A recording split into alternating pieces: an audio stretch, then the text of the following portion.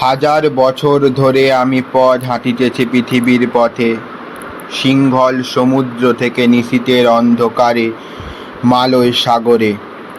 অনেক ঘুরেছি আমি বিম্বিসার অশোকের ধূসর জগতে।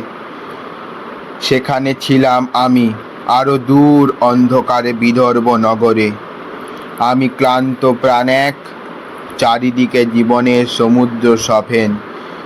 আমারে দুদণ্ড শান্তি দিয়েছিল নাটোরের বনলতা সেন। চুল তার কবেকার অন্ধকার বিদিশার নিশা, মুখ তার শ্রাবস্তির কারুকার্য।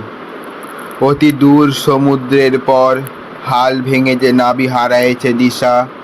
সবুজ ঘাসের দেশ যখন সে চোখে দেখে দারুচিনি দ্বীপের ভিতর, তেমনি দেখেছি তারে অন্ধকারে। বলেছে সে, এতদিন কোথায় ছিলেন?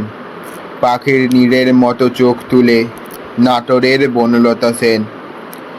সমস্ত দিনের শেষে শিশিরের শব্দের মতন সন্ধ্যা আসে, দানার রৌদ্রের গন্ধ মুছে ফেলে চিল। পৃথিবীর সব রং নিভে গেলে পাণ্ডুলিপি করে আয়োজন, তখন গল্পের তরে জোনাকির রঙে ঝিলমিল। সব পাখি ঘরে আসে, সব নদী ফুরায়, এ জীবনের সব লেনদেন। থাকে শুধু অন্ধকার, মুখোমুখি বসিবার বনলতা সেন।